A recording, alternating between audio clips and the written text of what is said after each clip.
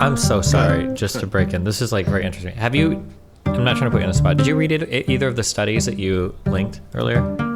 I'm commanded to seek out a companion, a female companion. No. How is it not?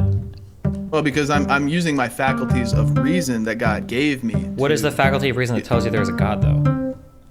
It's in virtue of his revelation. Yeah, but that revelation that's a quality, that's an emotional experience you have. It's not a logical or reasonable one. Because if I push you on this... it's his revelation that gave me the faculties to reason logically and acknowledge his revelation, because he made me in a way that I can. So let's employ some logic. It's epistemically circular for sure. Yeah, so like a demon just revealed to me that your God is fake. Your argument. So just to be clear, what's your defeater? What's your defeater? There is no defeater, right? Okay. But a defeater is not required, because a claim that's presented without evidence can be dismissed without evidence, right? What else are you arguing? Something besides transports that I feel like I've done for 17 weeks. Yeah, we talked about the Florida DeSantis bill, the anti-grooming bill / don't say gay bill. Wow. What do you do? I have to? Can I guess what your position is? Take a wild guess. That's a great bill to keep the gays away from our children. Is that your take, more or less? All of them. No homosexuals within a 100-mile radius. No, I think that at least 90% of that bill should not be a partisan thing, right? Is it? What is the 90% that shouldn't be partisan? Well, gender identity and sexuality is only mentioned once in one sentence of the entire bill.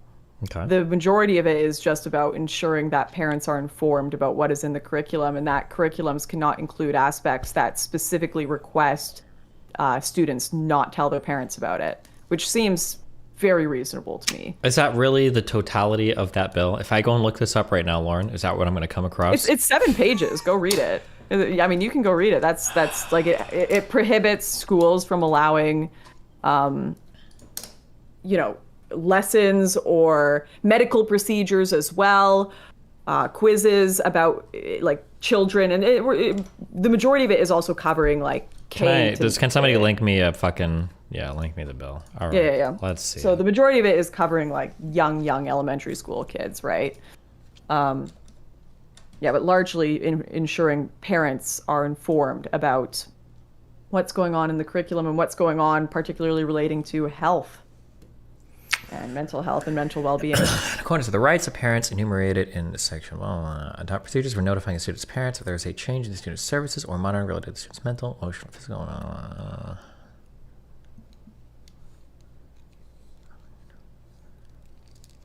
Core keeper open, by the way.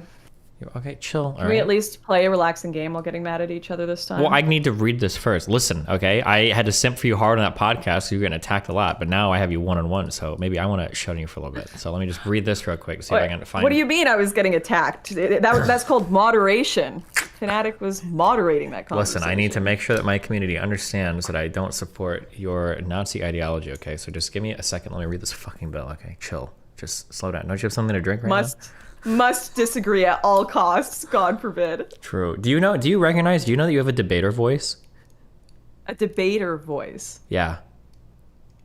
What is a debater voice? You have a, I don't know how to, as soon as you started talking that pot, I noticed it. You have like a cadence where I can tell that you're in like debater mode. You don't have it right now. Maybe I can get you. I'm just curious if you noticed it, but never mind. Maybe it was a deliberate thing. Debater voice. All right, chat. Do I have a debate voice? Or actually, maybe it's your sober voice. And what I'm getting more and more used to hearing you like fucking 3/4 into a bottle of wine, and this is your non. Yeah. I was drunk on the last podcast. I know people thought I was pouring vodka under the table. I was not. That was sparkling water. Okay. Maybe I just have a mad voice, which I think most people do. Did you read the bill, Lauren? All 7 pages. I did make it through all 7 pages.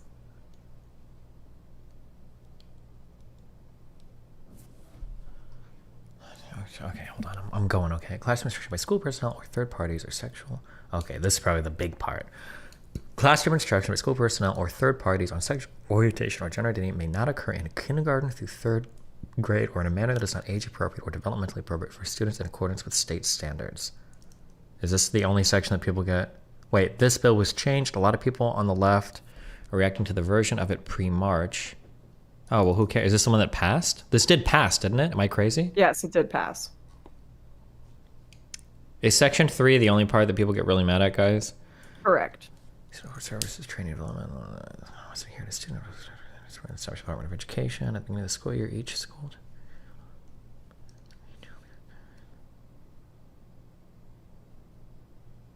Tell him about the Lauren identity. What is the Lauren identity? Have you made your own Xeno gender? Well, during the debate, Nuance Bro was saying, like, you can't just define anyone as a woman. Like, woman has to have, like, a specific, like, what are the, you know, what is included in being a woman? So we asked them to basically define woman, and they were like, well, what is included in being Lauren? Like, the name Lauren is the same as woman to them, essentially. So, like, a woman is someone who identifies as a woman, and a Lauren is someone who identifies as a Lauren. So now everyone in my chat is saying they're Lauren. Nice. Oh, we're doing some good schizo posting. I'm all in favor of that. Okay. Why is this called the Don't Say Gay bill? Did the Republicans name it that way, or did the Democrats name it that? So, like, the Republicans call it the anti-grooming bill, and then the Democrats call it the Don't Say Gay bill, but its actual name is Parental Rights in Education. Okay, gotcha. So Irk says, they also get mad at the part where school staff must disclose all personal info told to them by students to parents, anything about mental health, for instance. But it doesn't seem like that's the case, because under section... It says if there's a danger to the child, then... Yeah, this paragraph does not prohibit a school district from adopting procedures that permit school personnel to withhold such information from a parent if a reasonably prudent person would believe that disclosure would result in abuse, abandonment, or neglect, as those terms are defined in section 3109. So that doesn't seem... It seems there's a provision for that, no? Yes, correct. Okay, hold on. Every 10 bill is supposed to be people should find it something. Here are some quotes from the people who wrote it explaining what it does. I don't care about this. I don't care about this. Am I right to read that the bill would allow a parent to sue a school if their child requests a vegetarian meal for lunch and they are not consulted? Senator Baxley says yes. I don't know if that's the... It's talking about, like, medical procedures or decisions around a child's health, that the parents cannot be prohibited from getting that information, and that they do have to be informed about changes at the beginning of the school year. So if the school offers, like, a service, a type of medical service, the parents have to be told about it, and they can opt in or out. So if it's like, I don't know what it is, but I think that seems pretty reasonable to me. Yeah, I feel like if my kid was making requests for special types of meals or whatever, that would be something that I feel like I'd want to know that. If I'm sending my kid to school, I imagine they're eating what's on the lunch menu. That's what you would plan around. Exactly. Yeah. The only thing is going to be how that section 3 is applied, I guess. But that's probably where all the debate comes from. Yeah. Someone super chatted to ask me, can you ask Destiny what, if any, of his political positions have changed in the last year? I'm not sure in the last year if any have. None? Don't let the lynch mob get to you, eh? Good work. Shut the fuck up. You are so dumb. Fuck you. Okay, my positions are grounded in hard fucking fact, okay? The only political positions of mine that have radically shifted in the past few years would probably be things around like Citizens United and shit. And I'm pretty sure you would disagree with my changing those positions, okay? So fuck you, all right? I was complimenting you. Relax. I can hear... Do you think I'm fucking autistic just because I'm a Twitch streamer that plays video games? I can hear the sarcasm dripping in your fucking voice, okay? Slow your fucking roll. The anti-grooming label was adopted after the rewrites in February. Okay, then I don't care about that. Okay. The vagueness is the point. It's going to prevent teachers from talking about anything LGBTQ because it opens them up to being sued. I'm just trying to think of, like, K through 3, where I think that something like that would be relevant to... No, they're actually going to be shooting transgender teachers after this bill is passed, arresting all of them, arresting anyone who says the word gay, as they say, the Don't Say Gay bill. Okay, they're 12 in the second part. Yeah, I don't know. Fuck me. Like, I agree with some of the progressive analysis that it... Oh, God. That's right. Yeah, I'll just stop go myself. Ahead. No, go ahead. Yeah, which parts do you agree about? Yeah. I agree that perhaps it could be too vague. Like, but I think like a reasonable judge's interpretation would be if you are explicitly in the curriculum adding like, let's talk about, you know, sexual attraction to 5-year-olds in the class, as if that's relevant to the curriculum, versus it coming up in a random conversation in the school parking lot that you just got married to someone who's a dude and you're a dude, right? Yeah, like the parts that are weird to me. Here's like the two things that I can think of are strange, right? Is in society, oh good, I can talk about this. Trigger the fuck out of your audience, okay? In society, heterosexual relationships and like heterosexual sex is like pretty normalized. Like you can tell students things like, oh yeah, like I'm excited, me and my husband are trying for a baby, right?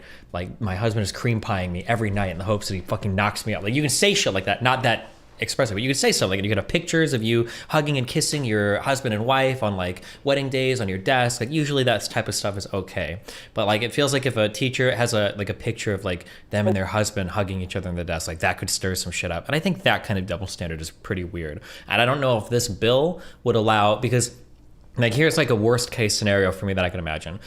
Gay teacher has a photograph on their desk of them and their husband. A student's like, oh, like why on your wedding are you standing next to a guy? And the guy's like, oh, well, you know, I'm gay. Sometimes men love each other. You know, we got married. That conversation is going to be the huge trigger. And then that becomes like the big court case that everybody starts fighting over. And it's like, okay, well, this is pretty fucked.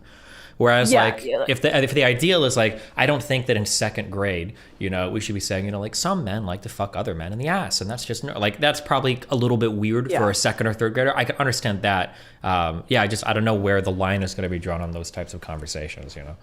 Yeah, but from my understanding, like my reading of it anyways, and this is why I say I can agree with some people who might say, okay, it might be too ambiguous. But from my understanding, it is specifically talking about the curriculum and the lessons you're giving. Sure. Like you can't have like lessons about this. Whereas, but even then, Nuance Bro took the position that he's like, no, I don't care. If you just got married, keep it out of your, you know, don't talk about your Tinder dates with the kids. Don't talk about this. Just, I don't care if you're straight or gay. Just don't talk about it. Teach them their fucking times tables. Like, relax. Yeah, but I mean, like, I don't know how. That's his position. Sure, and I might be weird, maybe, but like, I remember that, like, I feel like I remember at school at those ages, kids are like really involved with the teachers. Like they talk about their teachers because it's almost like daycare as much as like school, because you're young and dumb, and teachers will like, oh yeah, like my husband's picking me up from work, or like if there's like a single teacher, like she might mention like, oh, like I'm going on a date tonight. All the kids are like, oh, like it's just like that's like some shit that kids do. And the idea that like it has to be totally separated. I don't know, maybe my like early grade school experiences were just different, but I always felt like they were always like almost like second moms or dads, like the teachers were, because I don't know, you spent so much time in the day with them, sometimes more than with your own parents. Yeah, but I feel like that's all probably part of the reason that they've had to add these laws in, is because first of all, you're having way more mentally ill people become teachers, if you've seen TikTok lately. And secondly, even when I was a kid, I remember teachers completely oversharing to the point where our class were like, holy shit, we're not your therapist. Okay, true, but like, okay, this is going to sound toxic, but in some ways, wasn't that kind of the student experience? Where you had like the one fucked up teacher that would just tell you shit, and then you realize like 7 years later, like, oh my God, like that teacher was like either getting raped or had like a crackhead boyfriend, or what the fuck? Like what was up with Mrs. Johnson or whatever? Like, yeah, I mean, I guess it shouldn't happen, but I can understand. True. Part of it, is almost our fault. I don't know if you guys did this too, but we would like egg the teacher on so we wouldn't get to the lesson. Oh, that was only for substitutes. Dude, if I look back in school, I feel really bad for substitute teachers, because the goal in our classes was always to make the substitute teacher cry. They literally tried to change the wording to be about sexual content. If you get a substitute teacher, the goal is to break them down as much as possible so that you don't get to your lesson today. Someone yesterday said that Fanatic had substitute teacher energy. Oh, I think I might have even seen that comment, yeah. Maybe, oh God, yeah, but just to make them cry. What public school did you go to? I went to a private school, okay? Oh, right, you That's did. That's right, I did. Jeez. Oh, sorry, I cut you off when you were mid talking about how you torment. Oh no, yeah, it was just a thing. Yeah, I always felt like we were super involved. Like whenever teachers got, had like their daughters, it was usually like it wasn't them having kids, because most of the teachers were pretty old. I think like 50s or 60s in my school. But yeah, I always felt like they were always talking about like their kids and like their personal stuff because it just, I don't know, maybe some overshare, but I don't know. It's so like what's probably happening is you had like that crazy teacher who had the crackhead boyfriend that would tell you all those stories. Like everyone knows a teacher like that. But now you're getting the teacher that's like bringing up their BDSM gerbling on in class. Yeah, that would be kind of weird if it got. I guess I would just have to know the conversations. Yeah. Yeah. Yeah. Well, like I part of me would say like, oh, that's a bit of an exaggeration, but then you actually see like some of the TikToks that teachers are putting out, like verified teachers saying, this is the change closet where I tell my students that are like 6 years old they can change into their true gender here, and not tell their parents about it. And I'm like, what the, what do you? That's just weird. I mean, if that's happening, it's weird. But that almost sounds like, bro, I don't know how many of those TikToks are like made by conservatives for conservatives, just like get everybody riled up because people do that shit on the internet. But hey, you know what? Also, it wouldn't surprise me if somebody was actually doing dumb shit like this. Yeah, I don't know. It's hard to tell. Okay, are we playing Core Keeper? Okay, yeah, for a little bit. Okay, this is late for me. Okay, how do you what? How do I join one? I only know how to start a game. Well, how do you make a public game? As if I understand this. Okay, let's see. Yeah, you can do it. I'm the boomer here. You can figure that out while I try to figure out how to even put this on my screen. What's the Don't Say Gay bill about? It's an attempt to like limit the type of the verbiage is that it's an attempt to limit the type of instruction that students can receive related to like sexual content or whatever. I think the biggest fear of the bill doesn't really have anything to do with what's written in the bill. I think a little bit. I think the biggest fear of the bill is that it basically opens up schools to a whole bunch of civil liability that might impact a teacher's ability to talk about like any part of the curriculum. I had a lawyer that emailed me with a pretty interesting take on this that kind of like flipped me 100% on it because the text of it isn't really that bad. But I think the issue is that, so like here's an example. Let's say, is it Oscar Wilde? Let's say that like you read a poem or something by this guy in class and the student asks something like, oh, like does this guy's like being gay impact his ability to, impact his poetry? Did this have an effect on his life, right? You might not be able to have that conversation in class because some teacher might decide to sue you over it. And I guess because of this being a bill, it basically opens up every single school to civil litigation, which is not a good thing, basically. Yeah. Pisco says you don't know what to talk because Pisco's a hardcore activist on issues like this. So he's going to come on and say that, well, actually, the way that the text is written is it makes it illegal to talk about anything having to do with any type of sexuality ever, and it can go all the way up to grade 12 because it says it at appropriate ages or whatever. I don't care about that. I think the most compelling argument that I've read for why it's a bad bill is because it opens up basically every public school in the state of Florida to civil litigation. And the type of civil litigation that it opens it up to, I don't think it can work off of precedent. Like anybody can sue people over and over and over again for the same types of things, and it just creates a horrible environment for educators to try to have any conversations with students in. That's the argument that I think is the strongest argument.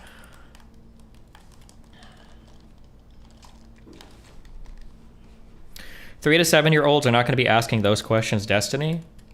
What is a 3-year-old doing in fucking school? I don't know what the fuck you're talking about. You sound like a person that doesn't have kids. I don't care what you have to say about this. I think that like 1st through 3rd grade, I think you can absolutely have a conversation about like, oh, did this guy live with a guy, or like was he gay or whatever? Like these are questions that it's possible that these come up in conversations. It could, believe it or not. I also heard it's a way to limit funding to public schools and prop up private schools, since they will be sued so much and lose money. I don't know about that.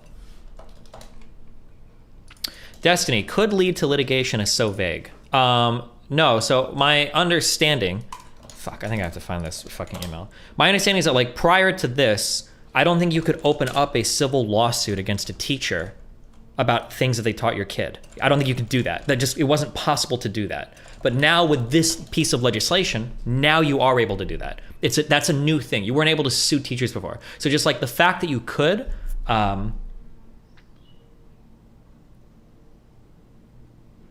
okay, hold on. Let me just read this guy's email. Okay. Oh, he has a flare. Wow. I'm an attorney. I have a flare, and I wanted to weigh on this. On your stream today, you got into a discussion with Lauren Southern about the Florida bill. I was 1 hour behind the live feed, so I missed it in real time. Regarding the section prohibiting classroom instruction on sexual orientation and gender identity, the problem is not so much with the K through 3 part. It's the rest of the sentence, or in a manner that is not age appropriate or developmentally appropriate for students in accordance with state standards. That's not part of the K through prohibition, so that's a separate one. Essentially, all classroom instruction on these topics is prohibited K through 3, and non-age appropriate or developmentally appropriate instruction is prohibited regardless of grade. Some people might argue that that's not a problem, since all instruction should be age appropriate. The problem is that enforcement of this is not done by the state. Instead, this law is enforced by the parents through civil suits. This means that instead of a single state standard for what is considered age appropriate, any parent who feels that the instruction violates this standard can sue. This empowers the most sensitive parents that are willing to sue to set the practical standard. And then he gave this example. You asked for an example of something bad that could happen under this bill. Based on what I raised earlier, I think it's easy to think of one. If an English teacher in a high school classroom wants to have a discussion about how Oscar Wilde being gay and how that might have impacted his poetry, all it takes is for one parent to think that topic is not age appropriate for their kid, for the school district to be the defendant in a lawsuit. And even if the school district might eventually prevail, the resources needed to defend that suit will in itself create a chilling effect. That was the, yeah.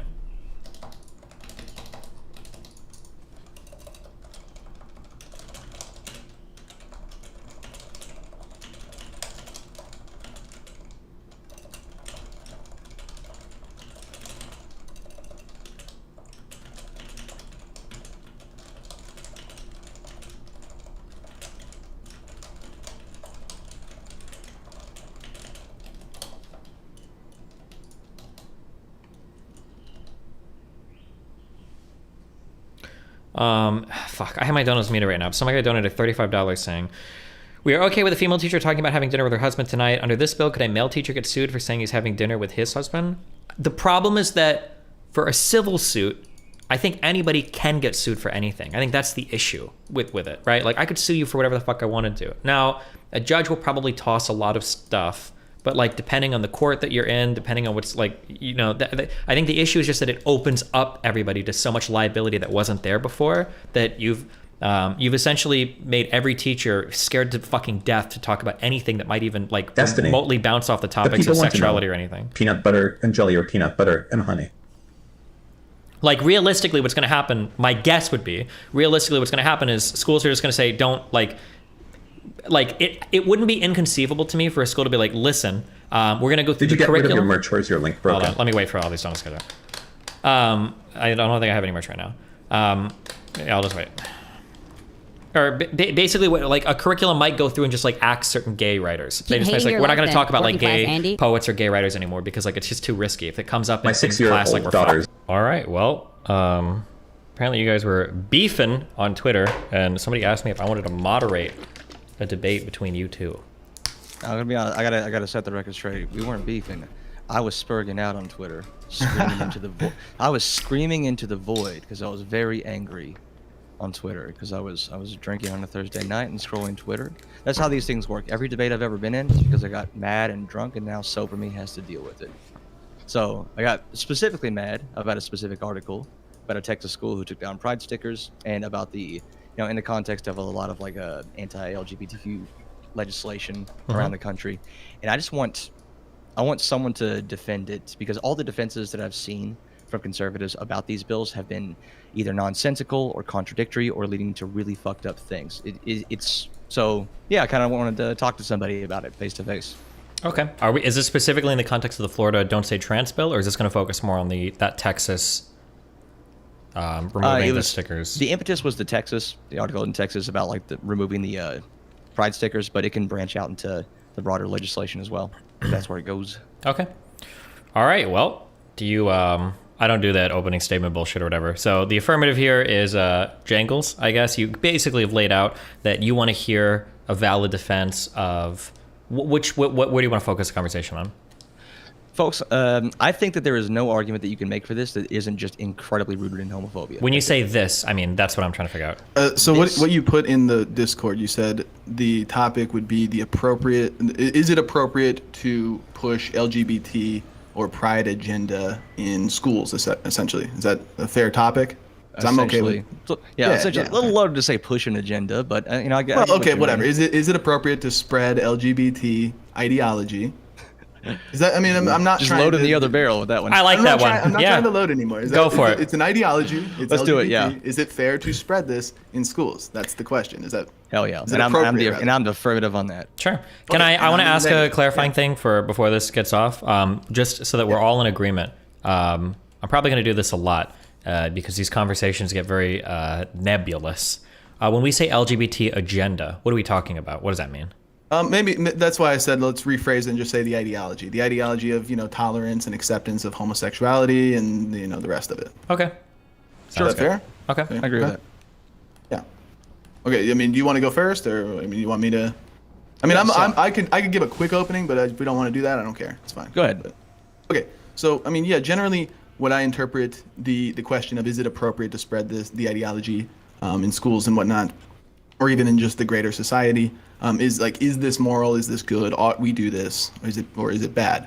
Obviously, I argue in the affirmative that it's bad. And I do apply deontological Christian ethics to that for my standards of morality, but obviously you do not. So I'm not going to force you into that conversation. I'm actually willing to operate in the progressive work, which I can only imagine is like a utilitarian consequential standard of morality. Is that a fair representation?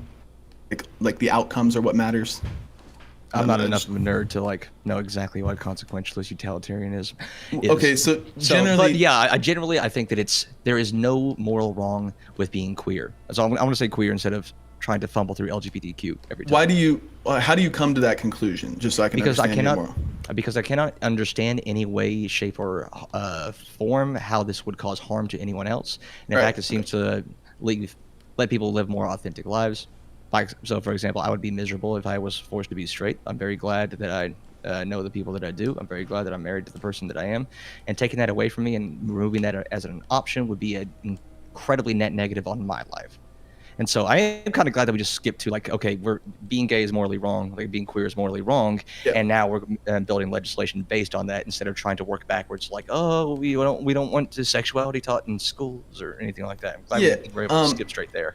But what it sounds like, so effectively you say it's not morally wrong because it doesn't cause harm to anybody. So your standards for morality are harm and net negative outcomes. Does that, is this a fair representation of your worldview? Yeah, sure. Okay. Not only does it not cause net harms, it's the adoption of more tolerance and a greater acceptance of queer identities. It only causes good. It helps. Yeah. I got it. Okay. And when you say good, you mean better outcomes for society, better outcomes for people, that kind of thing. Better outcomes for the people in society. So I this is where I said I'm willing to operate in this framework, though I don't actually hold to it. But there is some overlap here. And when it comes to deontological standards for morality or consequentialist standards for morality, the overlap is that increasing birth rates is overall a net good thing for society because we are in a global birth rate decline by every metric in every developed country around the world with very few exceptions. And that is just a net negative, and it's just bad by any metric of morality, by any standard of morality, because more people means more people in the workforce, more supply lines, more food supply, better medical, technological advancements, all these things, more relationships, more things to do. It's just better for people, right? So let's entertain this notion that a higher birth rate is morally intrinsically good. I don't see how queer identities would harm that. No, because the reason the birth rates are falling is not because there are more and more queer people. It's a lot of economic things. It's more expensive to raise a kid. It takes longer for more people to get into a stable financial situation, to create an environment where it's good to raise a kid. So if you're worried about birth rates, those are the factors that would seem to have the most impact, not queer identity. Plus queer people can still have kids and can still raise kids. If it was just about birth rates, we wouldn't have so many kids in the foster care system or in need of adoption. Queer parents can make good, loving, supportive families, and we can still raise children. So I don't see how addressing queer identities has any impact on birth rates. Yeah. So my argument is effectively yes, there are other metrics for why the birth rate goes down, but we can look at the population and where it is today. We got a lot of boomers that are approaching their retirement stage. They're already in retirement and are effectively just dying off because they're old, and we've got a decreased birth rate amongst our younger generation, who is the most fertile generation. But we also see that the population of LGBT from the boomers, who are, it's like less than 1%, and like Gen X is like less than 5%, but then millennials and Gen Z, we've got 10, 15, 20% population that is LGBT. This is 20% of our population that is a non-reproducing sect of the population, Well, and not by again, incapability. that's incorrect. By unwillingness to reproduce. Well, that's incorrect. Like, What's incorrect? like the whole, like the 20% of LGBT can't reproduce. Yeah, Oh, I didn't say they can't. I didn't say they can't. I said they're unwilling to. Unwilling to. I said it's not by their incapabilities. It's by their unwillingness to, because they prefer the same sex. Well, thanks to capitalism, I can buy me a baby mama. Well, then Thanks we to can talk about capitalism. that in a second. Just We as can a talk quick about aside, I just want to say that when we say LGBT aren't able to or aren't willing to reproduce, there is a B in there for bisexual. Like some of these people also, technically lesbians, could be like surrogate mothers and stuff. I don't know if that makes a huge difference, but just some of those people will be reproducing, just saying. that. No, yeah, and I don't deny that there are there's a certain population of the LGBT that will engage in the surrogacy and all that kind of thing. But really, like, the problem with even that line of thinking is that it's not like an immediate process. It's not an easy process to go through surrogacy. It costs money. You have to go through your selective process of like who you want to bear and nurture your child in the womb. And That's then true, but we could just make that easier. But so if but it's not, and a lot of women don't want to do surrogate mother. They don't want to go through a surrogacy. A lot of women would rather be I don't want to make impregnated any by. moms go through surrogacy that don't want to, but But there's a very small percentage of women that are willing to do that. Let me see if this is where you're getting at. So the reason that promoting LGBT ideology in schools is bad is because it will encourage more people to feel comfortable identifying as queer, and therefore they will reproduce less. Is that your? That's effectively the argument, yeah. And operating would in it be bad faith yeah. to me to say you want to groom kids into being straight?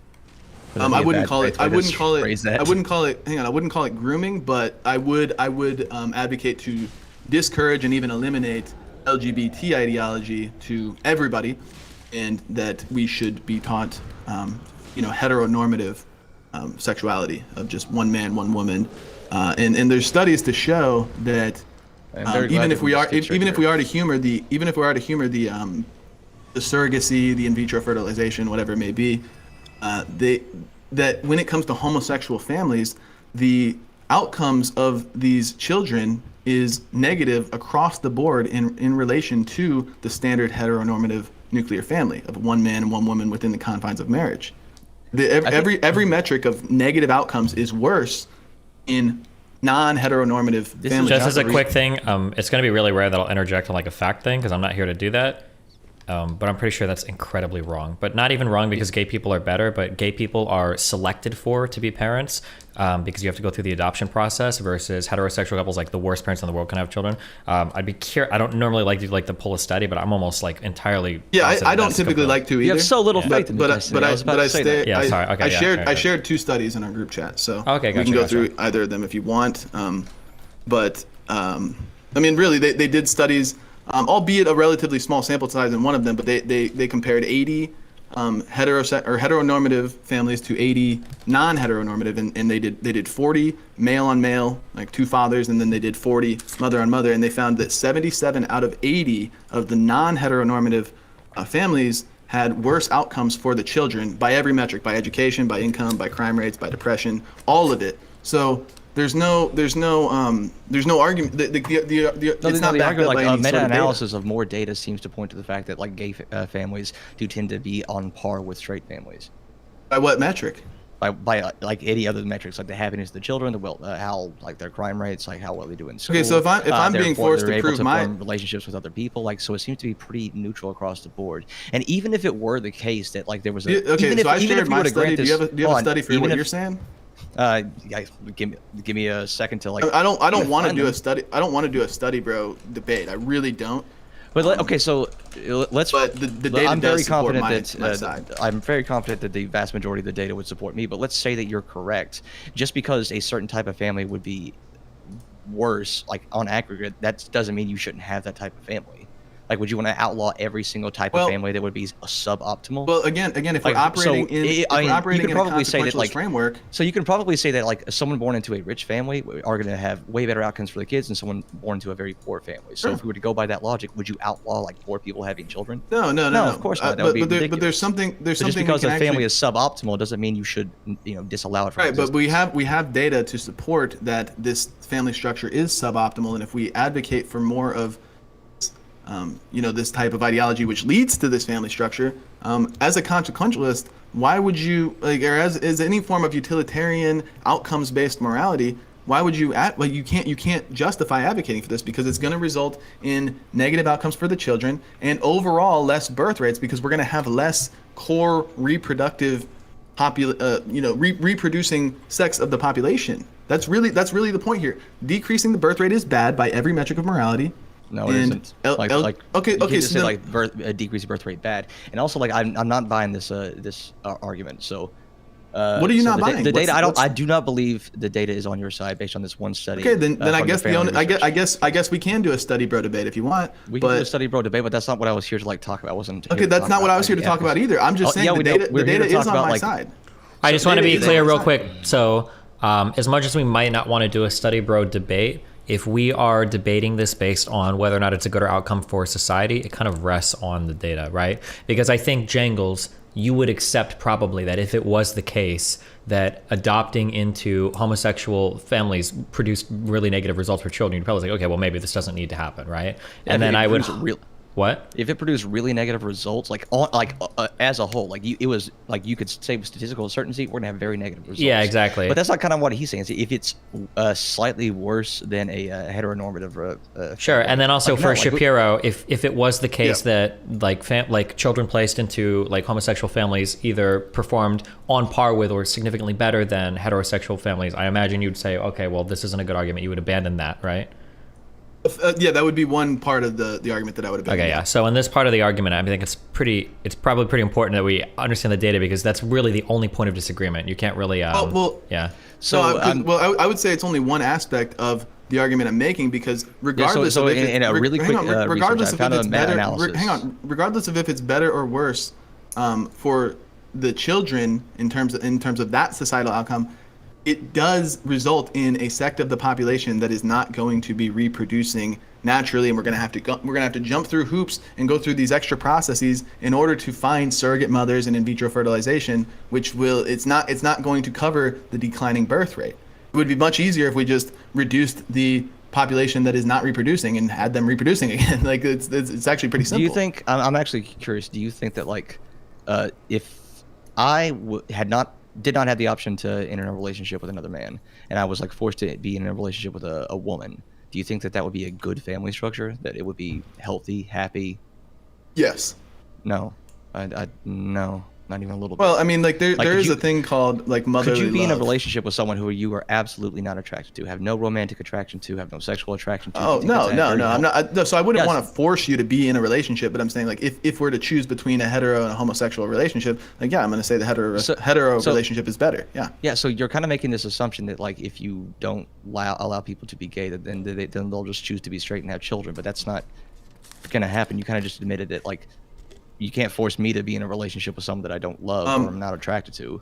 So it's not a matter of forcing. So you're not switching it into well, I'm not going to have kids, but now I am going to have kids. You're just kind of saying, oh, you're just going to be So in a worse it's not a matter of place. forcing, though. It's a matter of not putting out this information on a broad societal scale, like in schools, like part of our school curriculum, not flaunting it on billboards or in corporations and things in their advertisements, things like that. That way it doesn't. That way it doesn't. Hang on. That way it doesn't become normalized as a behavior, and then we don't see such an increase in the population of homosexuals that are not reproducing. That's effectively the argument, because it results. How does that not fly in the face of How does this not fly in the face of the founding principles of the country of freedom and self-expression and individuality? How does this not fly in the face of that? Well, I mean, again, you can apply the Constitution as some sort of guiding light to your moral philosophy, but effectively in a progressive worldview, you're always going to have to be reasoning consequentially. You're always going to have to be considering the outcomes. So speaking of the outcomes, I've been trying to find some data, and it seems like I found 2 meta-analyses that contradict yours. What do you got? So I put them both in chat. What are we looking at? So one meta-analysis, this one was from 2018, found that there was no, so a meta-analysis, a total of 19 studies. Results confirm previous studies in this current body of literature suggesting that children raised by same-sex parents fare equally well to children raised by heterosexual parents. Which study are we looking at? I don't know which one you're looking at. Sorry, the first one. So that was the first link. The one from 2008. It's not a link. Hang on, it's not. Can you send it in a link form so I can look it up with you? Wait, I did, didn't I? It's not. Fuck, it says fuck. No, yeah, it's a PDF.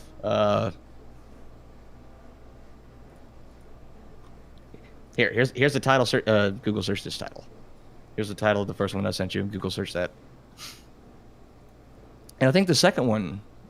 Well, I guess the second one should work. Here's the title of the second one. You can Google search that as well. So both of these are meta-analyses that seem to point opposite to what you're saying. Hang on a second. Did I kill him? He's rejoining. I don't know what happened there, but okay. And I'm back. Sorry. Yeah, the second one, that second meta-analysis actually sees that, like, gay fathers, like homosexual, have like better outcomes, but that's a result of like more self-selection and higher incomes. Right. Is there anything that points to homosexuality leading to an increase in the birth rate? Is there any way we can even reason this logically? No, of course not. But I don't share this moral framework that like an increase in a birth rate is intrinsically good, and also I don't think that let's talk this about factor that. is a let's big. Talk about this that. is not a big factor. Maybe you didn't understand. Maybe you didn't understand why I mentioned it. But effectively, we've got societal infrastructure. We've got supply lines to maintain. We've got medical technology. We've got hospitals. We've got police forces, roads, food supply lines, farms. All these things that require bodies to maintain. Manufacturing plants.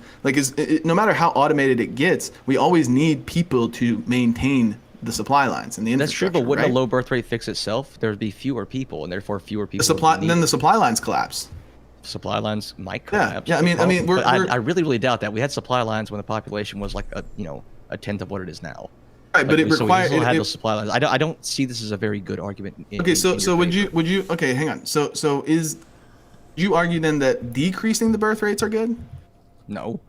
Okay. I don't place any sort of like moral weight on birth rates like you. Well, this is the thing. If and it doesn't. In China alone, they're projected to decrease by like half their population by 2050, and that's 500 million people alone. I'm sorry. What? If we had a war, China. So China basically. Okay, hang on a minute. If we had a war where 500 million people got killed, that would be the most catastrophic, disastrous, bloody war, more combined casualties than every other war in recorded human history combined. I just want to. I'm so sorry. Just to break in, this is like very interesting. Have you? I'm not trying to put you on the spot. Did you read either of the studies that you linked earlier? Yeah. Okay, so for the first one, I keep seeing this phrase, and I might just be stupid, okay? But it sounds to me like this wasn't comparing homosexual parents with heterosexual parents. It's comparing heterosexual parents with other families where the parent had a same-sex relationship.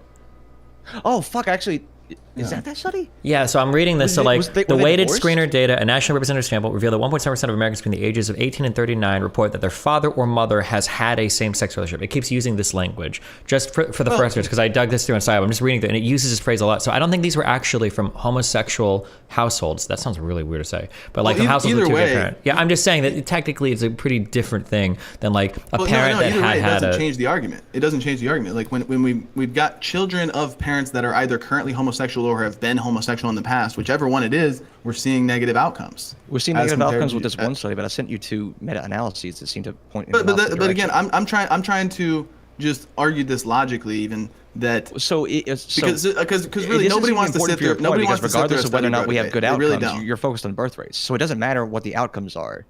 in your scenario. So you're kind of like Say it making a again? point that you don't act. So it seems No, like no, it I'm wouldn't pointing matter. to that, but I don't want to get bogged down by study bro debates. I was just pointing that out, but I'm saying the overarching point is that the birth rate decline is what the problem is. A global birth rate crisis is what we're facing right now, and we are on the front end of it, so it's a very new age talking point. But So why in like it countries is like a serious Japan- problem that LGBT ideology adds to, because But we've it got doesn't seem non-reproducing to. Like sections there of are the other population. countries like, so if you look at like Japan has a problem with the declining birth rates and people Yeah. not wanting to get in relationships, and they don't like have a super like queer positive, a queer affirmative like culture. So it doesn't seem like this factor matters all that much in what you're talking about. Okay, I don't There's know. so many other there's so many other I things don't that know. are more important that you would have to go through before you got down to like the queer identities as being. I don't know thing. I don't know the exact like populations of LGBT or whatever in Japan and other countries. I can only reference the United States. But what I do know is that the United States is below its birth rate replacement, and when we've got 20% of our younger generation who are in economics aside, their financial situations aside, they're just unwilling to even reproduce. Maybe it's not the full 20%. You don't know that. They're Well, not unwilling to if you are a homosexual, you're incapable of reproducing with your sexual partners. Yeah, I can also And adopt. it's not. And so yeah. I can also adopt one of those kids who are born into a heterosexual family that turns out wasn't very good for them. So I can still help. Right, but adoption doesn't solve our It birth doesn't rate increase problem. the birth rate, but it Adoption does. Yeah, I mean, adoption Wait, just so doesn't that I increase the can birth understand rate. the argument, are we saying that if we make, wouldn't technically, just a question, this is the only question I swear, and then you can discuss. If we like outlawed the gays and then we had like these gay dudes stealthily marrying straight women, wouldn't that be worse? Because now we've taken a possible healthy breeding woman mare from the population of heterosexual men that might fuck her and fill her full of babies, and now she's got some closeted gay husband that won't have sex with her because he's like turned off. Isn't that like a bad thing, or just a question? Well, I mean, I've made it clear I wouldn't advocate to force men to go and marry people that they don't want to marry. But you haven't fixed the problem. If people can't identify as gay, if they can't come out, I mean, they're not. You haven't like, oh well, since they can't do that, then now they're gonna breed, right?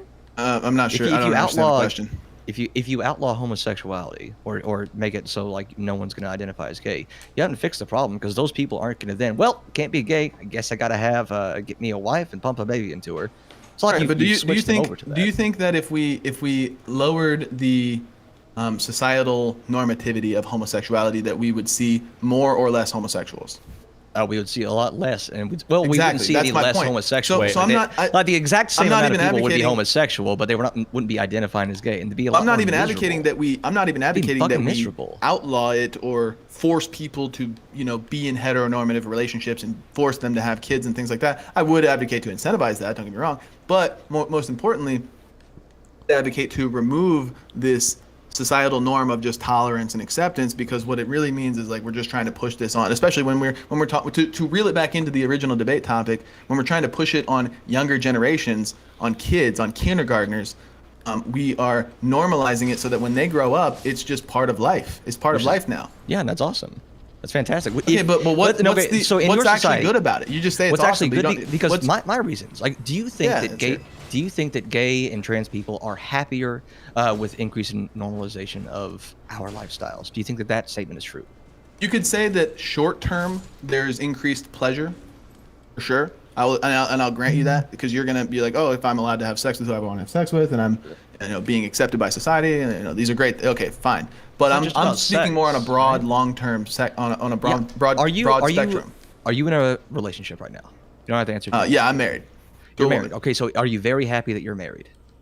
Is there more? Does that bring more to your life other than just having sex with this person? Is there more value to your life added to that? Absolutely. Absolutely, yeah, exactly, absolutely. So it's not short But again, it's not short term, you it's long got to term. keep in mind. That's a meaningful Hang on, part of your you life. have to keep this in mind, man. You have to keep this. Is that I'm a Christian. I operate under Christian morality, Christian deontological ethics. I'm commanded to seek out a companion, a female companion, be fruitful and multiply, to serve God, our Creator. And again, I'm not pushing that on you, because I understand you very don't much are. believe in that. No, you because very I'm much not. are. I'm not. But I'm saying, when you ask me, like, is there more to that? Well, yes, it's because it aligns with my faith. Yeah, But and there's you way don't more hold the to same like my thing. Yeah. relationship than Yeah. just So having sex. what more is there? What more is there? Yeah, I have a companion that I absolutely love. I love spending time with them. I love phone calls that I get interrupting the debate. I love spending time with them. I love the meaning and value that they have to my life. Like, there's a way more to to Why my can't you just do relationship that than sex. with them as a friend and then have like Because a there's female more. companion, a female Because I want partner. more than that. Like it'd be great if they were my friend, but also that you have to. Like, you would agree that like being friends with a woman is different than being in a relationship with her. Let me And ask you, that, would that you second still, one adds a lot to your life. So would you still be comfortable in your relationship if you couldn't have sex with your partner? No, sex is awesome. Okay. Have you ever had? Okay, so It's that's awesome. that's the point. That's the point. Is that Well, all of these sex things? is All of awesome. these It's things are part of good. it, Hang but it's on, not the hang on. only All of these thing. things are good. Hang on. All of these things are good. That you're talking about companionship, friendship, support systems, people, someone to talk to, all of these things. Okay, that's great. But you can have all of that in just a normal friendship. What you're saying is the exclusive kicker that is required for the relationship you want is sex. You need the sex, otherwise it's not like why even be in this relationship? Wait, can I ask you a there's clarifying way more to question? it than Is the only sex, difference between a romantic relationship and just a friendship, is it just sex? No, there's way more to it. Than Wait, that. no, I would say I'm there's way asking more to it than Shapiro. that. Yeah. Yeah. No, I would say that. I mean, it's kind of a long answer. I don't want to be too long-winded with that. Well, because the It's- implication right now is that like essentially the only thing separating a gay relationship and a friendship is just sex, and then otherwise it's all I else think- equal. But that seems. Yeah, I I'm just think curious. I think for Jangles that is consistent. That holds true. Wait, for, what? Like you said, all of these companionships and all of the friendships things are good in your relationship, but you wouldn't want to be in it if there was no sex. Well, no. I'd still very much want to be in it. I just okay. like I the. thought, I like. maybe I like- misunderstood you. Sorry. Yeah. So no, I very much would still want to be in it, but I do like sex. It's fun. Like. Right, but would that be a deal breaker? It's if you definitely a couldn't? perk, but there's way deeper there than just like, oh, here's a friend that I can have sex with. There's something way deeper than there. Would it be a You're deal married, breaker if you couldn't have understand sex? that, right? Would it be a deal breaker if you couldn't have sex? Couldn't have sex, we'd work it out. So it wouldn't be a deal breaker? No, of course no. I love my husband very, very, very much. Beyond. Okay. Beyond. The That's wiener fine. touches. Maybe I think I That's how we do misunderstood it. you. I'm not sure. Like, hey, if maybe I just misspoke. misspoke or whatever, or maybe I misunderstood. I don't know. So can you at least grant me that argument that like, so maybe trans people and gay people who can live their lives the way they want, who can have this like identity, who can like fulfill relationships that are more meaningful to them, our lives are made happier by that. So and you're in going the short term, yeah, I'm in the granting you long that. term as well. No, because the decline in the birth rate that we're going to see from this normalization is going to be a net negative outcome for society, and that's not good by any standard of morality. If we had an increase in birth rate, but people were more miserable, is that still a net positive to you? If we had more people that were more miserable, would that be a net positive? Well, I just don't think that would. I would say it really depends on how you actually measure what miserable even means.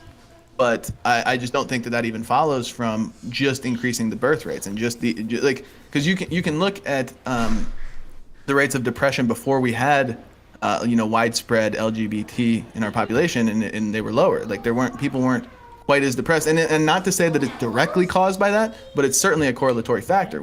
It's not a correlatory factor. Everyone's more depressed. Straight people are more. Yeah, depressed. Cis I people are more understand. I depressed. understand that, but They're not you can depressed still because of point. gay You can still point to like depression rates have increased. Also, this thing has increased. We can point to it as a potential corrhetary factor.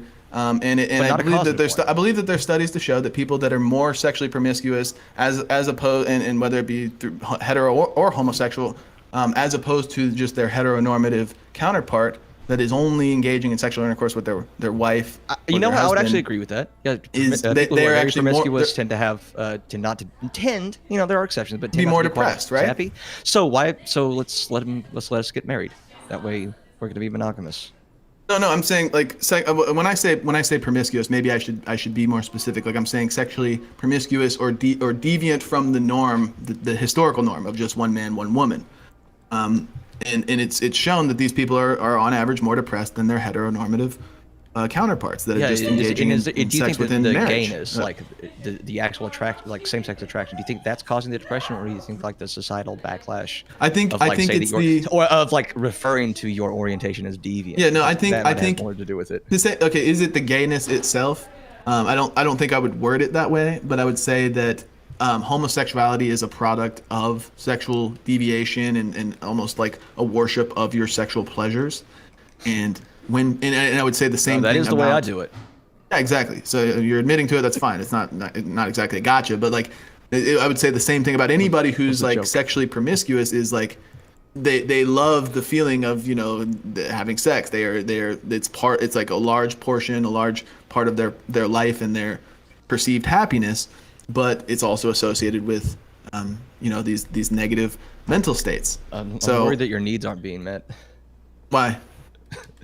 Because the way you're describing sex is like this gross thing that like can't. Well, I mean, I do consider It's any temporary form of pleasure. homosexuality or promiscuity to be disgusting. Yeah. That's fine, and that's fine. I would never make you have gay sex. There's some reciprocity that is not being granted here. I never want to like. You absolutely do want to force like these ideas on children, and to impact how they. Of heteronormativity, yeah, absolutely. Yeah, you want to enforce those on children, but when people are like enforcing gay ideology, imposing gay ideology, it's a neutral statement. They're just saying they're not saying you ought to be gay, you ought to be trans, you ought to be queer. It's not.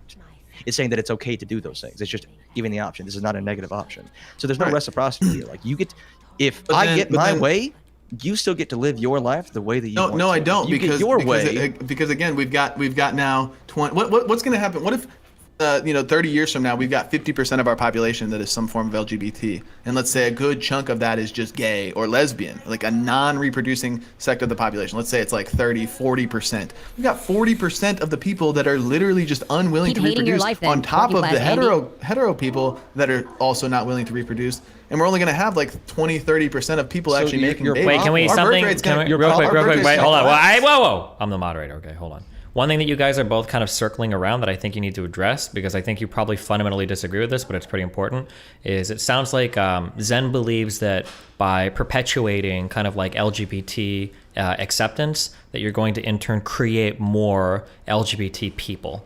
I think you guys need to address this because it's a central point, I think, to what Shapiro is arguing.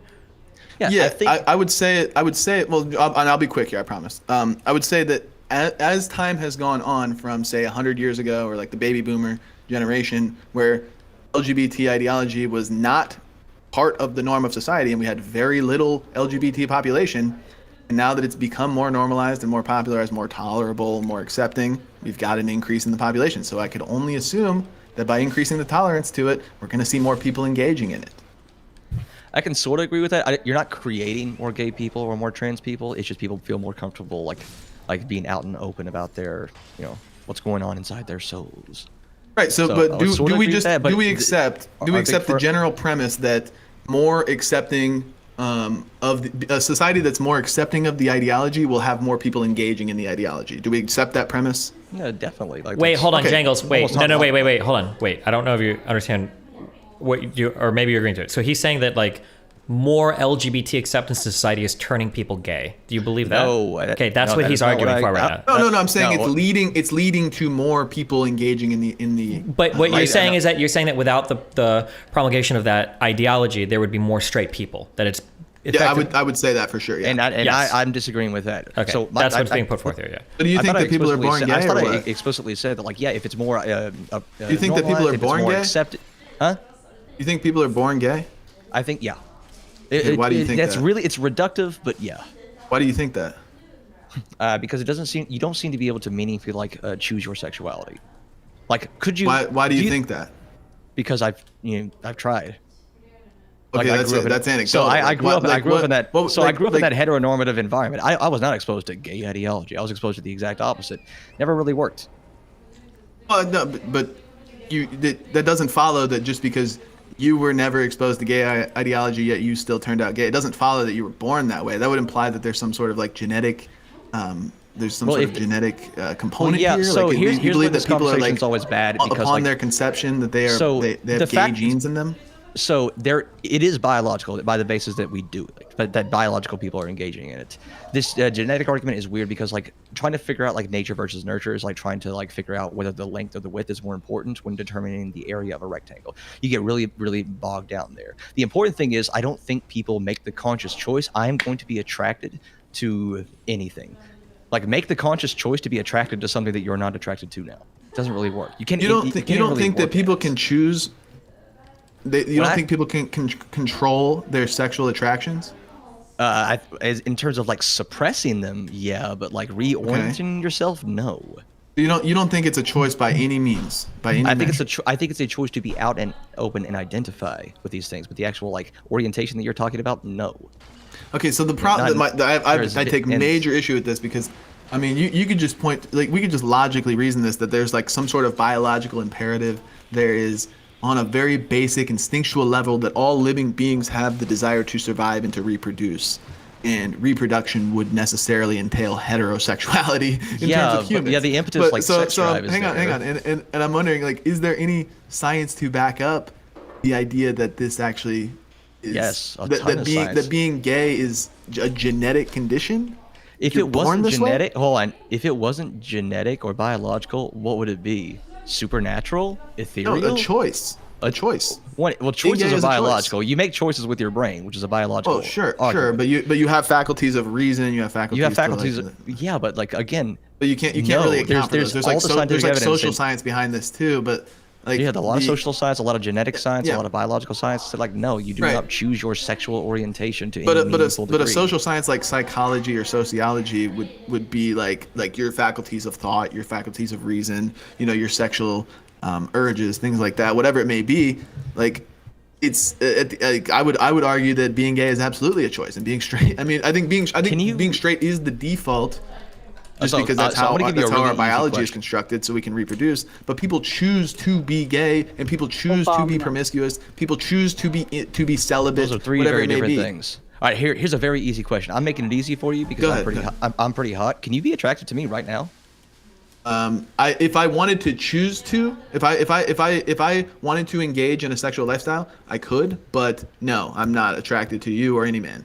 So you're not. But Hold on, wait. if I want to you just draw a put in the work, distinction while you could. guys talk about this. There is a difference between engaging in sexual activity versus having an attraction. Let's be clear, because I noticed we're equivocating a little bit. Yeah, Right? yeah, Because, yeah. And I like, would anybody say- could choose to engage in sex with anybody. They might not like it, but they could do it. But there's a difference between that and the attraction. So let's make sure we're keeping these two things separate. So yeah, I think there are certain attractions that people hold to, that are largely beyond their control. But in terms of why we are naturally and biologically attracted to women, for the sake of the illustration here, is that men are attracted to women because we're seeking out what? We're seeking out fertility in our mates. And women have large breasts. That implies that they're going to be able to feed your potential offspring. They have wider hips, bigger butts, because that points to a woman that can bear and nurture a child and maintain an upright posture throughout the 9-month pregnancy. And then other feminine traits of the personality we're attracted to, just because that's like, just the feminine I'm nurturing having trouble call. following So- your argument. I'm having So, trouble following okay, your what arguments did you here. miss about what I just said? No, in terms Men of, are like, attracted to signs of fertility. Yeah, I'm saying like you have this like lizard brain argument over here, where we're driven by our basic. Okay, why do desires. men like why big boobs? what the reason that we are like attracted to women is because big butts, big breasts. We need to reproduce. Why? Why But also- else would we be? Hold on, but also on the other side, you're saying, well, we have the faculties of logic and reason, and we can go beyond our Yep, base desires. yep, So it's absolutely. like it seems like you're talking about both Yeah, sides of your mouth. But there. our primitive nature is going to attract us to a mate that is potentially a fertile mate for us. Somebody that can bear our children. That's why we're attracted to big boobs. Do you have an alternative explanation for that? For like I think a lot of like your sex drive is based in biology, of course, and I do think that there's like that's Well, is there an drive to alternative reproduce in explanation some people. other than however that seeking a that fertile sex drive that's impetus to like get your PP touched can manifest itself in many different ways. Right, but what is this sex drive based in? Are we seeking fertile mates, or are we just seeking a hole? All right, pleasure first and foremost. Why do you think sex feels good? Okay, Why do you think our lizard man brain thinks that sex Okay, so you feels are good? seeking maximum pleasure. You're seeking maximum pleasure for I think society, that's where sex, or just yourself? Do you disagree that that's where sex drives come from? I would going argue. way I would back, argue. caveman brain. Do you think people had sex because they wanted to increase their population, or do you think they had sex because sex feels real good? I think sex is a primitive biological imperative that people hold by their basic instinct to reproduce. And one of the reasons that it's so effective is that sex feels really good. That is one. There is one that's an incentive to sex. It feels good. That's fine. But the reason that because you can look at animals in the wild, and I don't want to make like a naturalistic fallacy or whatever it's called here, but like Yeah, you can look at animals in the wild, and some of them are gay. Animals, hang on, that's a very, very small percentage of animals. Wait, hold on. engage I'm in really homosexual confused by behavior. that last statement. You said you don't want to make a naturalistic fallacy, but Oh, isn't your I don't. entire argument technically like function is following form? Like we are shaped in a certain way, therefore we ought to behave in a certain way? Feels like No, what- I'm just giving an explanation for. I'm not saying that's why we ought do it, but I'm giving an explanation for why we do it. That's I'm not making an ought claim here. Oh, I'm just okay, saying gotcha. like why are men attracted to women with big boobs? Because big boobs are signals for fertility. Like Okay. that's just simply yeah. Also, just on a quick science fact, yeah, big go boobs ahead. have nothing to do with being able to like breastfeed or anything, right? There's like no No, correlation. it between just points breastfeeding. to. No, I agree and Okay, I understand just that, but saying. it just points to like there's a psychological and a biological imperative here of like big boobs says Obama. woman that could feed my child. That's that's the deepest primitive Yeah, instinct so you have. you've made the is statement. I can sort of kind of agree with a lot of the is statements you are, but your I was ought gonna- oh, statement. hang on, real quick, I But was your gonna ought say that- statement, no, your ought statement logically, that's the impetus of your argument because this No. is the way we're biologically wired. That means that we. No, ought that's not to, the ought. I'm not making that ought statement. So why ought Let we me, pursue can I finish what I was heterosexual saying about relationships? the animals in the wild? They don't exactly receive pleasure from sex. I mean, some do. I think like dolphins do, and like other maybe there's a few others you can name. But a large majority of animals in the wild, there's no indication that they're actually receiving pleasure from their sex. They're just doing it on a primitive, biological, instinctual level. Like they're just doing it to reproduce.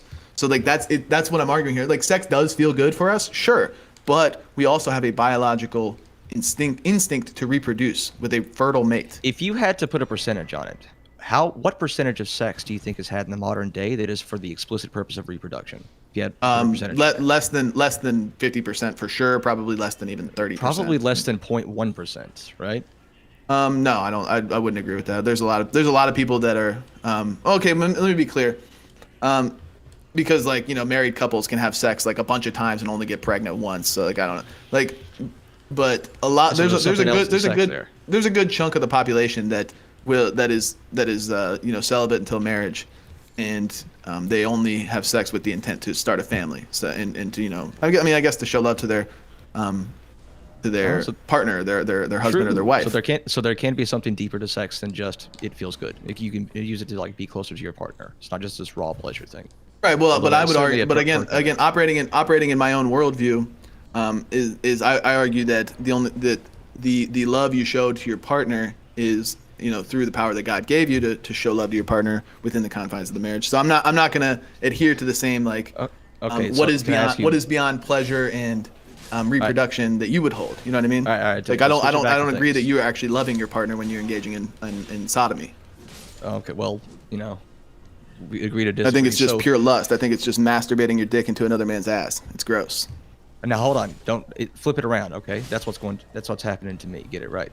So without making a naturalistic fallacy or appealing to God that you can't force anyone else to believe in, why is it bad for gay people to exist? Without resorting to a naturalistic fallacy. Okay. And so why is it bad for gay people to exist? Be very careful with the language there. I would never advocate to kill gay people, to cause any physical harm to them. So just I'm making that very clear. Why is it bad? Obviously, from the Christian worldview, just because it's wrong, commanded by God. But in the consequentialist, progressive, utilitarian worldview that I'll humor here is that it's going to lead to societal outcomes that are a net negative because of the decrease in birth rate that would result from the increase in a population that is not reproducing by But their what own unwillingness. But you've kind of admitted that like just because someone is not allowed to identify as gay doesn't mean they're going to have children. You kind of conceded to that. You've also didn't- wait, conceded that, what did I concede biology- to? That just because someone is not allowed to identify as gay, that they're not then going to go have children, right? I'm not okay. So if somebody's not allowed to identify as gay, Then they Then they- therefore then they- must consequentially identify as straight and then go start a family. well, I'm saying that by not allowing the normalization of the lifestyle, we would have less people engaging in the lifestyle. And I would actually argue that because I'm arguing that it's a choice to be gay, and I don't believe that there's any evidence to argue that it is genetic or biological. Otherwise, then- if then- it's not then genetic or biological, what is by having a less prominent amount or a prominent acceptance of a homosexual lifestyle in society, we're going to have less people choosing to gravitate toward that lifestyle and choosing to have these and having these attractions. They're not even going to be triggered by it. Like, and let me give you an example. If you are staring at a wall all day, or you're just working, working on spreadsheets. I don't know what you do for a living, and it doesn't matter. And you're not talking to anybody. You're just looking at reports and spreadsheets, sending emails and stuff. You're not really going to get like any. You might get bored and get sexually aroused or whatever, but think about that versus if you go to a gay bar where there's men dancing, and I don't know what you guys engage in there, but like there's men that are turning you on physically because you're attracted to them. And the hetero counterpart, if they go to a strip club and there's half naked women or even naked women dancing in their face, like in which scenario, that versus working an office job, are you going to get more sexual arousal? Are you going to feel the need with all the people? I just don't know exactly. I don't know what your argument here is. So compare this. If you've got a society that does not normalize the homosexual lifestyle, and a society that does normalize the homosexual lifestyle, and it's not just normalized, but put in your face, taught in schools, put in every single corporate ad, put in government statements. We're hiring LGBT cabinet members, things like that. It's everywhere in our society, and it's also shunned to be. I understand you think that, but it's also shunned if you are against that. Like I can't just go out and be like, hey, being gay is wrong, whatever. Like it must be very hard for you. I'm going to be shunned in society. I'm going to be cast out. All of this is true. So I know. I'm very sorry. So yeah, if you've got one society that's encouraging it, one society that's not encouraging it, which ones are people going to be more triggered to be aroused by it? The one that's encouraging it, the one that's normalizing it. Do you think that or it's everywhere in your face? When I was absolutely shamed, with no gay bars in rural Kentucky, no positive representations of gay people, no positive mention of any sort of queer identities whatsoever, do you think that I did not find dudes attractive? I don't know what would trigger your attraction, and I'm not. Seeing a dude? I'm actually also really curious on the contrapositive of that. Shapiro, if you were to go to enough gay bars, do you think that would turn you gay? I think it all stems from general sexual deviance from what society has historically taught. So like sexual liberation. Yeah, but if you were forced to go to like a gay bar after gay bar after gay bar for like a couple months, do you think that would? I think it would certainly increase my chances of becoming more sexually deviant, potentially homosexual. Not sexually Absolutely. deviant. Yeah, gay. Okay, all right. No. But like understand what I'm arguing here is that like it all stemmed from first wave feminism and the first movement of sexual liberation, where we started to more normalize the promiscuous lifestyle. That was the first step. That was the first rung on this ladder, and then we moved to Do you think women should vote? Then or bisexuality, homosexuality.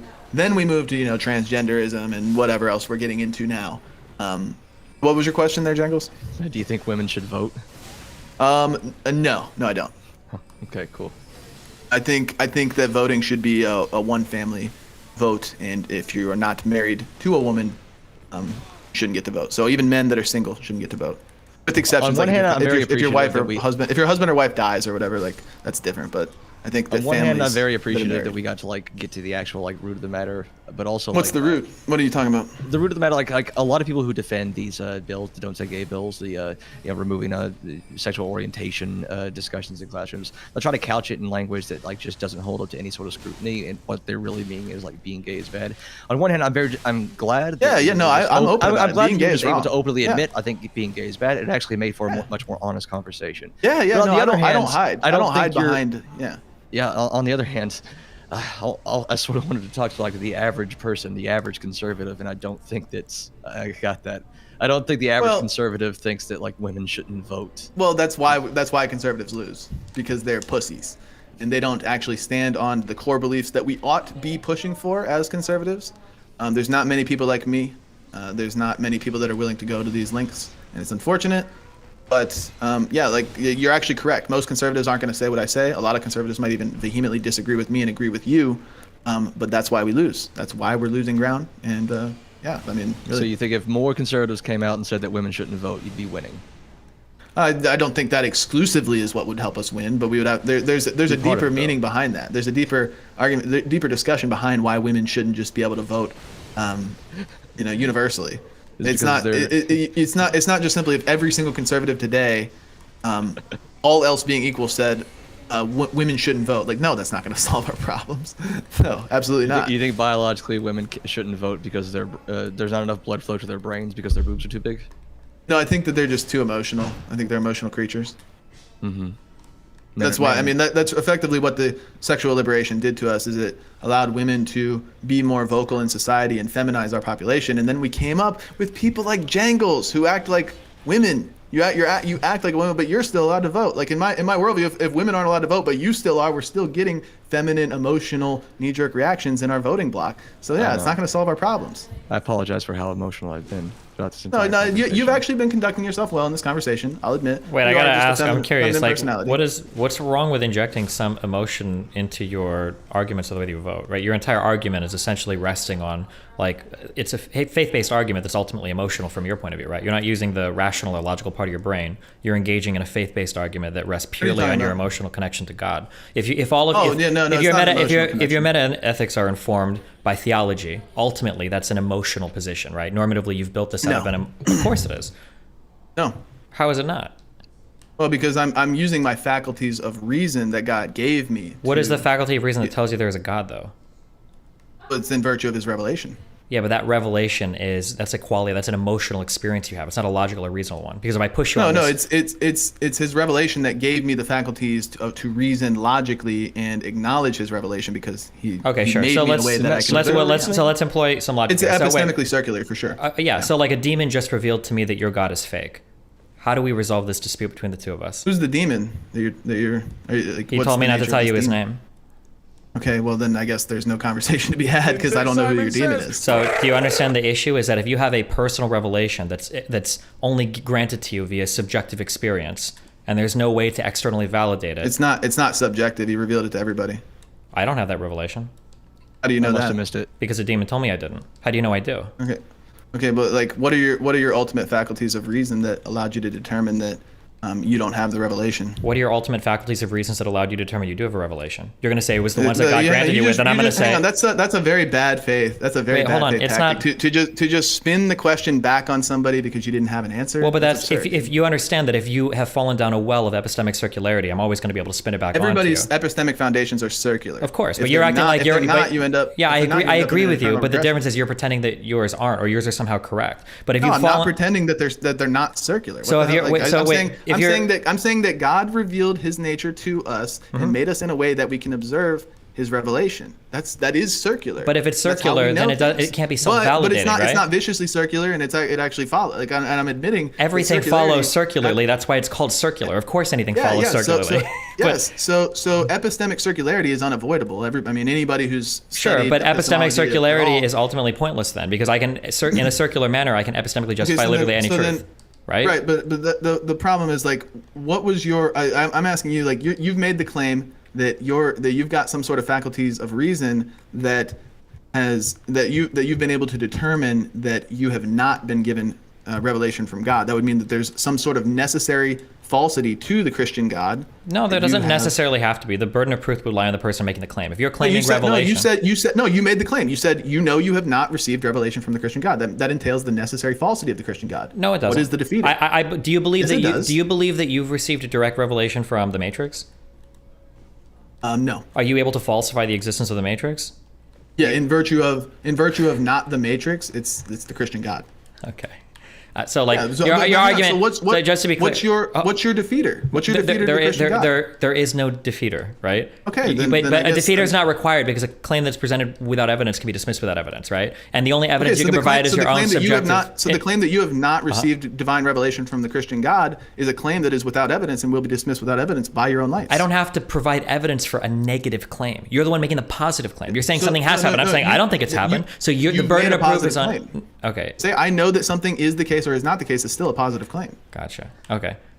Jangles, have you ever heard of presuppositionalism? If God really thought that like gay sex was immoral, why did he put the prostate where it is? True. That's actually a funny question, and I'm happy to answer it, assuming you're not operating in bad faith. Are you operating in bad faith?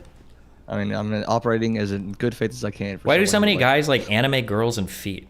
How does that help us reproduce? No, look, these are like seriously legitimate questions, assuming they're not being just like Like I'm in throwing bad faith right spitballs now. or I'm sorry. something. I'm being Okay. honest. I mean, Jangles, do you actually want to know the answer to that, or are you just trolling? No, because I don't believe that God exists, and you haven't. Okay, so you were just okay. So it's a bad faith. Yeah, so, okay. it was Well, a bad faith question, but on, Well, I think on the I face think of it, I've like, gotten my point across. We've remained relatively civil here. I appreciate the moderation, Destiny, but I have a feeling if we continue, I'm going to start getting dogpiled in a bad faith manner, admittedly. So like, do we want to get back on topic, or are we? Sorry, we can go back. Go. I'm sorry, my bad. I jumped in. I mean, No, it's all- I'm not- we it's all kind of good. reached this point. Like he thinks that God exists through circular reasoning. He never has to prove that God exists at no point. Here's how I know that like That's not the topic. Hang on, are we I getting back know, on but, topic, or are we not? I know, but well, it's part of the topic because like your ultimate reason for why do you But believe. what you I've been believe is willing this because whole of this time thing to that you operate in never your have to worldview. prove. I've been So, like, willing what can I to. say? I've been willing Like, this whole time to operate in your frame of reasoning without invoking the Christian God for any of it. I mean, like in my you have a perspective, lot. yes, I'm a Christian. So I'm I think if I can be the moderator Yeah, again, go I'm sorry, and not like be just a go ahead. debater because I was. I think that the issue between you two is you're not going to be able to resolve the differences because I think there are a couple of fact-based claims here that would sway either of you if you're both being good faith.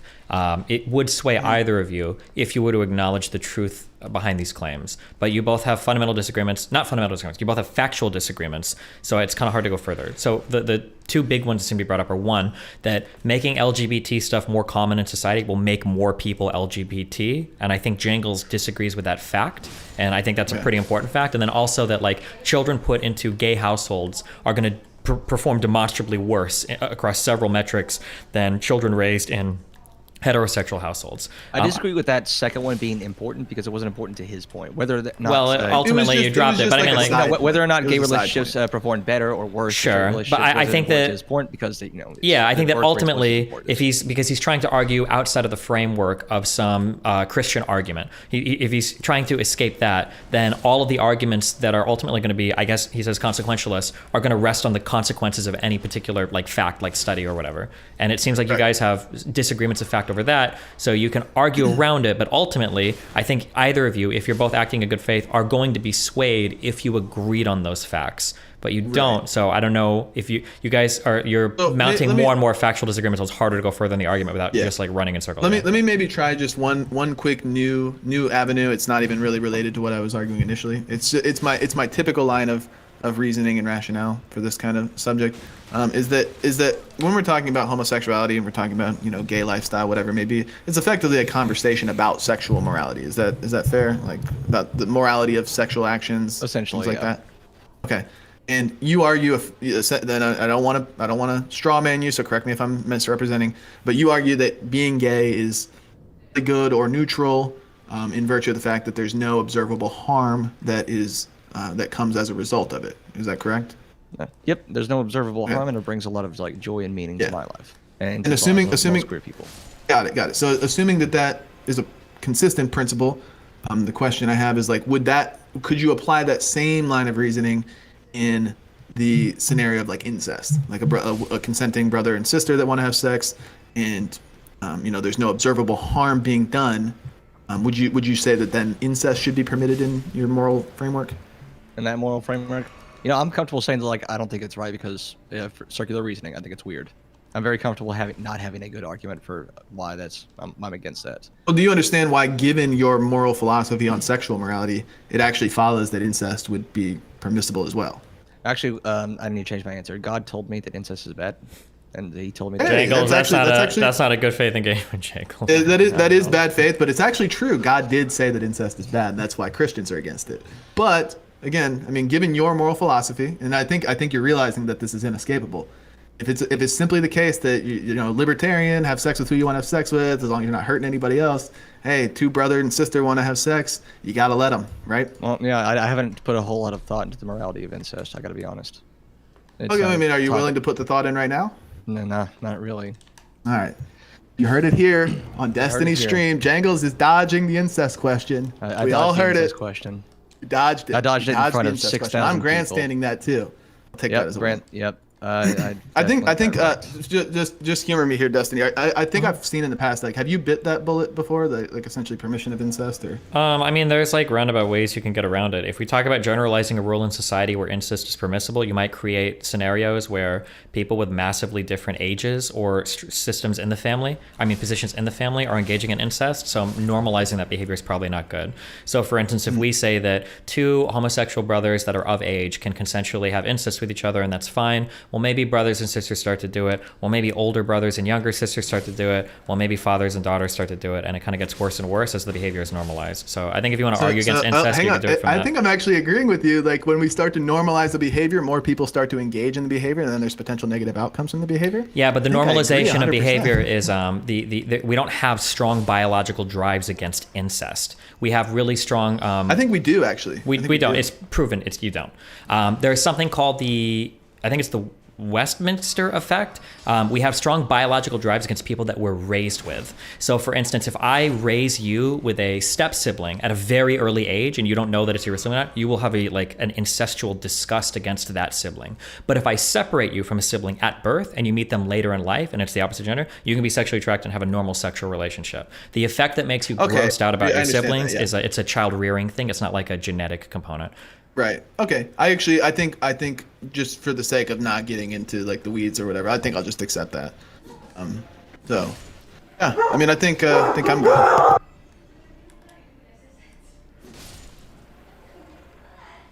Your dog realizes that you're on to live. Yeah. Sorry, I had to mute there.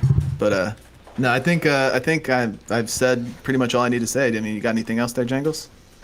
No, I think that argument about you have not supported the fact that more queer people equals lower birth rates. There are 20,000 other factors that factor in before that. If you're actually concerned about birth rates, queer identities are not meaningfully impacting the birth rates of any society. Otherwise, we would see places like Japan where the birth rates are very low and they don't have a large acceptance of queer identities. There should be more of a correlative, if not causative, factor there. So I think that's a very weak argument. But like I said, I'm very glad that you just skipped straight to it. Being gay is bad. A lot of people who try to defend these try to skirt around the issue with arguments that are very, very terrible and in no way consistent. So I got to give you credit for that. You were at least you had the balls to actually say no, the reason I'm in support of these bills is because gay people are bad. Okay, and let me just give a quick closing statement. I appreciate the conversation too. Just a quick correction. I don't think gay people are bad in any different nature that straight people or just anybody is bad. I think we all have just corrupt, sinful nature. But yeah, my overarching point is that that when we normalize a behavior that leads to a greater societal or a greater sect of the population that is non-reproducing, we're going to be adding to some extent, a decrease of the birth rate. We're going to be adding to that problem. We have a global birth rate crisis, and again, by any metric, increased birth rates and more people is a good thing. If I'm to operate in the consequentialist worldview and even in the deontological Christian worldview, we're commanded to reproduce. So there's overlap there that I actually agree with, and frankly, I care more about the sustainability and the thriving human population on Earth than I care about the pleasure you get from gay butt sex. Really, that's the point. So, last question, because I don't know if I ever got an answer, is if we suppressed all these queer identities, do you think that queer people would thrive in this environment? Yeah, because I don't think it's genetic. I think it's a choice. Well, okay, so if it's not, where does the choice come from if not genetics or biology? I guess you think it's supernatural, there's a demon inside of me. Actually, I think on my at the foundation of my moral reasoning, I think there's some demonic and deviant influence of evil that invades people to be sexually deviant. So yeah. Well, I will think very much about that demon invading me tonight. Okay. So, I hope you repent in your sinful nature. We'll see what happens. Okay. Well, hey, are we done then? I think like I said all I need to say. I appreciate you having me on here, Destiny. I appreciate the conversation there, Jangles. Can I shout myself out? Yeah. Okay. I'll just do it. Okay. Yeah. All right. Yeah. Hey guys, if you enjoyed the conversation, my name is Zen Shapiro. I'm a paleoconservative, in-house right-wing debater on the Crucible platform with Big Papa Fascist, also known as Andrew Wilson. And if you want to see more of me, you can find me on Twitter and YouTube. Just search up Zen Shapiro, just spelled like Ben Shapiro but with a Z. Zen Shapiro. And yeah, I appreciate you guys having me on. Okay. All right, Cool, peace, yeah. guys. Peace. Jangles. Have you ever?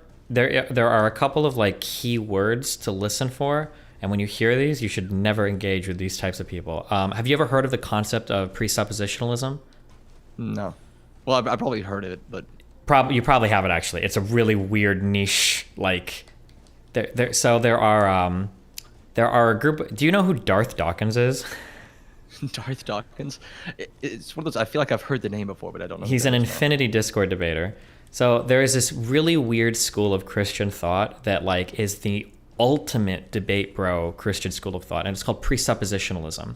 And the idea is how they argue their worldview is, if you did, this guy thankfully didn't want to go the religious argument route, but if you did, what he would say is like, what is your ultimate truth? Or how do you define your ultimate faculty of logic? What is your ultimate foundation of which logic rests? And no sane human can give an answer to this. And what they say is, oh, well, that's because you have epistemic uncertainty. You don't know anything.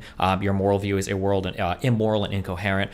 But I have epistemic certainty because of the divine revelation of God. Divine revelation is like a big word. Epistemic certainty is a big word. What is the ultimate foundation of truth? Whenever you hear people say this, they're from a school of thought called presuppositionalism. These people are always fucking insane. They're never. It's like the same thing. Like philosophically, this is on par with like flat Earth theory or like young Earth creationism or whatever. Just as a heads up, if you ever hear those things, it's an insane school of thought. Just so you know that.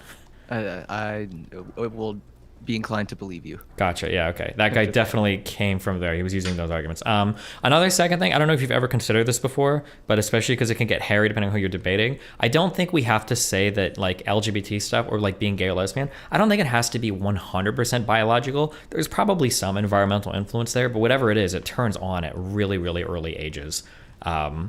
Yeah, I've done a little bit of research on the actual like genetics and biology of this, and that's where I had that line that, like, it's hard to say, like, because genes are inert molecules. Genes don't do anything by themselves. They always express themselves in an environment, right? Yeah, they always express themselves in an environment. That's where the analogy of like, okay, is it nature versus nurture? Well, it's, length versus width. Which one's more important for the area of a rectangle?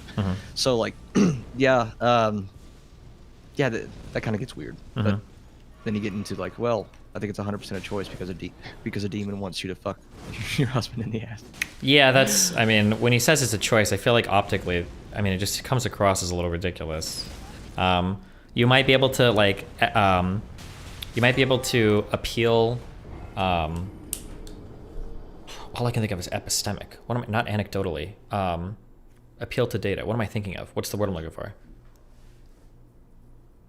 Appeal to data, epistemic.